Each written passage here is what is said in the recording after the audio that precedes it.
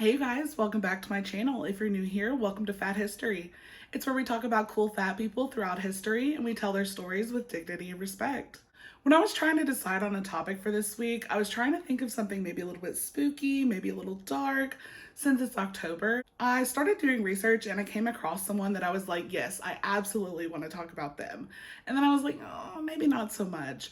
I want to talk about this other person instead. And then I was like, I don't know. I kept going back and forth. So I told myself, don't stress, just start researching.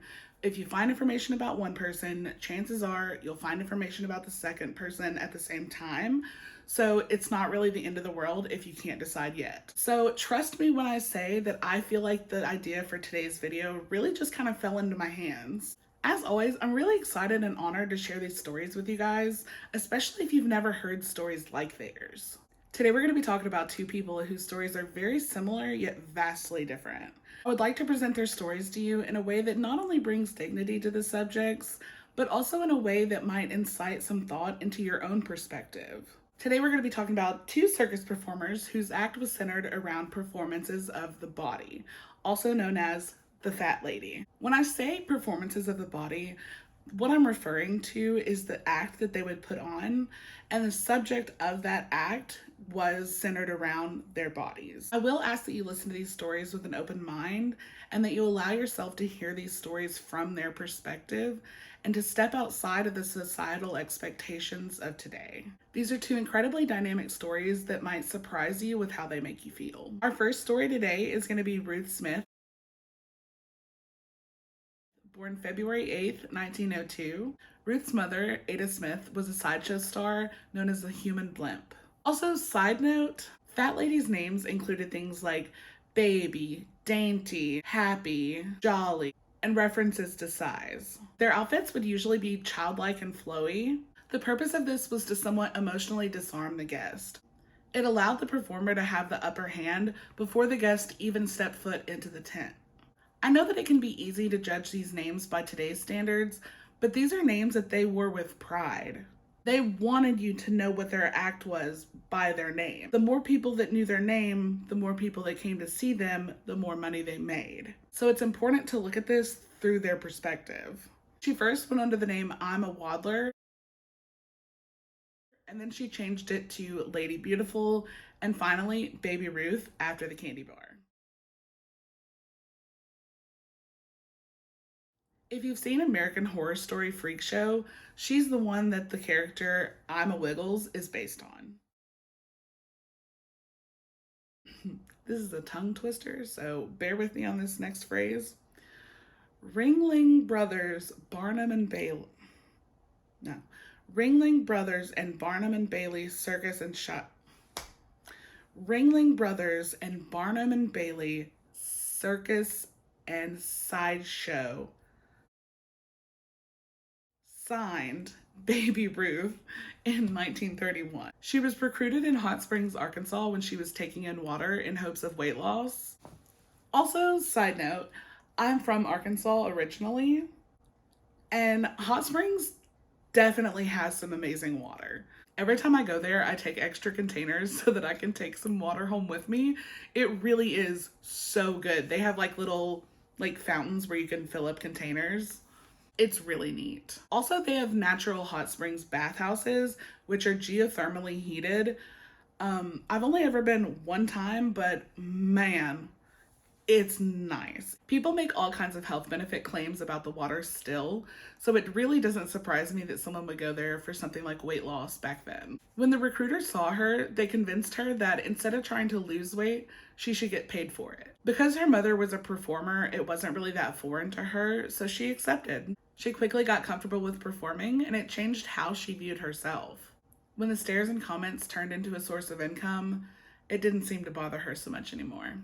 It was said that she had many suitors. They would bring her things like food, flowers, and candy and beg for her affection. It was said that she owned her sexual identity and was not afraid to flaunt it. Also, it was said that her sexual exploits were stuff of legends. I'm talking, they would write about it in the tabloids. It was even in Life magazine. Like, legendary. While performing in New York, she would meet her husband, Joe Ponico, and it was said that it was love at first sight. Initially, when they would advertise her, they would exaggerate her weight. Despite the fact that she would fluctuate around 400 and 500 pounds, they would advertise her as being 700 pounds. And this disturbed and infuriated her. She felt like it was dishonest and made it her personal mission to prove those advertisements accurate by intentionally gaining weight. Her new diet was very successful. She worked very hard and was very proud of her progress. Her long-term goal was to be the first woman to make it over 1,000 pounds. And there's a good chance that she would have made it to that goal, but she ended up getting typhoid and had to spend 2 years on bed rest. She ended up losing 200 pounds in that time, and so she was set back a little bit in her goal. But she was ready to get back to those goals as soon as possible. She was just as determined in building muscle as she was at building fat. She took a lot of pride in being a performer of the body. She loved her diet and the way that she looked and the interaction between her body and the audience. She even had a 3-way mirror installed in her dressing room so that she could look at her body from all angles. Which honestly is such a mood. Like, I'm not even gonna lie to you guys. Literally, as soon as I heard that, I was like, that's a really good idea. I wanna get one of those. While most people were struggling during the Great Depression to get a job or provide for their family, Ruth was making about $300 a day, which for reference is about $5,000 in today's money. This was enough to buy an estate in Florida that was built specifically for her. And this is where she and her family would live in the off seasons. I will point out that whenever we talk about her intentionally gaining weight for her job, it's easy to hear that and think, that's crazy. But I would like to ask you if you've ever done anything unhealthy for a job. Have you ever skipped sleep or exercise or social interaction? Or even just got less healthy food because it was an easier option directly because of your job? I would like to invite you to consider why it's so easy to vilify her for her choices. If we can have an open and honest conversation about it, the thing that was most hated about it was that she was comfortable living in a fat body and truly believed that she was deserving of being looked at with loving eyes. In 1941, she checked herself into the hospital to have a tumor removed from her leg. The first time they attempted surgery, the table broke, and so they weren't actually able to perform the surgery. She told them, get a stronger table and we can try this again. So they did. And this one would actually prove fatal. It's believed that they weren't able to accurately administer anesthesia, and it killed her. Which, did y'all know that we did not even know how anesthesia works until 2020? Like, this is new information. So, like, in the 50s, way less information even still.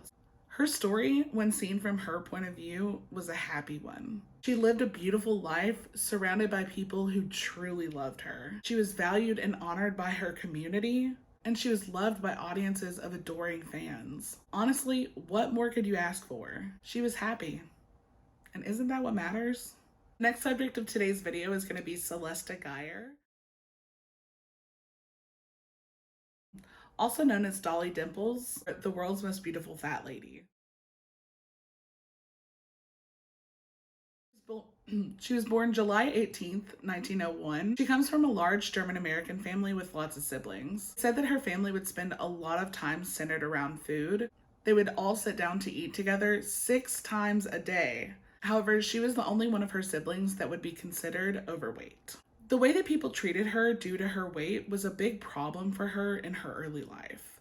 I know I'm not alone in understanding the cycle of being overweight, being treated poorly, overeating to compensate, leading to being treated even more poorly by your peers.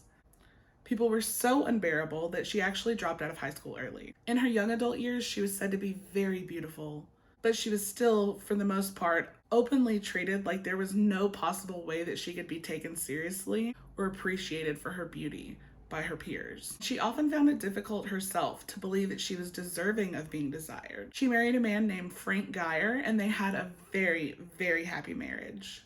In the late 1920s, her husband lost his job. It was around this time that they went to visit the circus as patrons. In her biography, she says, I'm going to read this directly.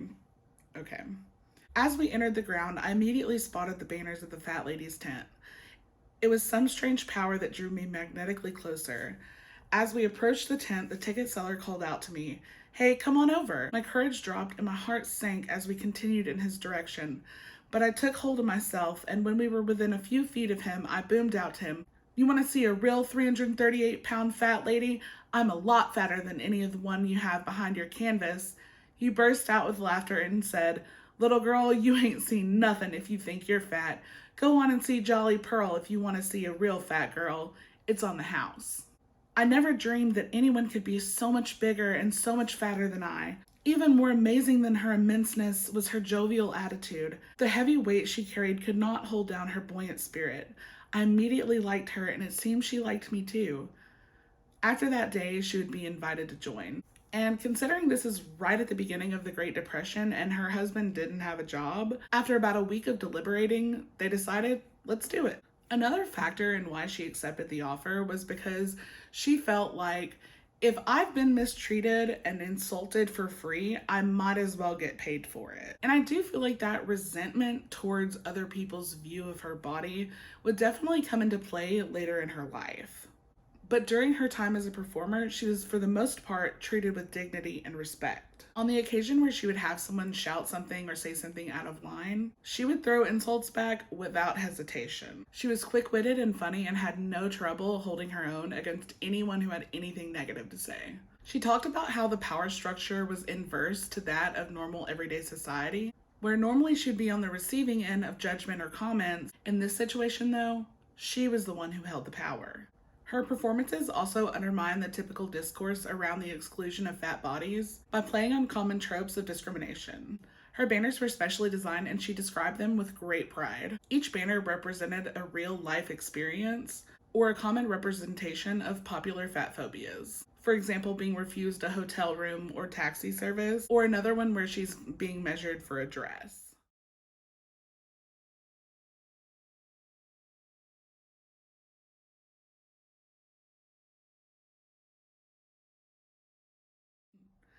Like Ruth, she had many suitors and would receive many, many gifts from people who were trying to win her love. This was a very common theme for fat lady performers at the time. She kept her marriage not exactly a secret, but it wasn't something that she advertised. Not that it stopped anyone from trying once they found out, though. While being paid by the companies they worked for, they would also supplement their income by selling little cards with pictures on them.